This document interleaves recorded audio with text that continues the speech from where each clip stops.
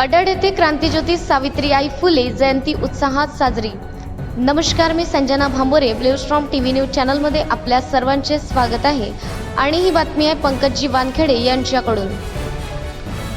भंडारा पवनी तालुक्यातील अड्याड येथे जागतिक बालिका दिनाच्या निमित्ताने अड्याड येथील अंगणवाडी क्रमांक 8 मध्ये क्रांतिज्योती सावित्रीबाई फुले यांची जयंती 3 जानेवारी 2025 रोज शनिवारला सकाळी 9 वाजता संपन्न झाली। कार्यक्रम प्रसंगी क्रांतिज्योती सावित्रीबाई फुले यांच्या प्रतिमेला अंगणवाडी सेविका सौ कल्पना साठवणे, मदतनीस रीना देशमुख यांनी पुष्पहार अर्पण करून अभिवादन केले। कार्यक्रम प्रसंगी सावित्रीबाई यांच्या वेशभूषेत कुमारी अधीरा पंकज वानखेडे आकर्षणाचे केंद्र होती।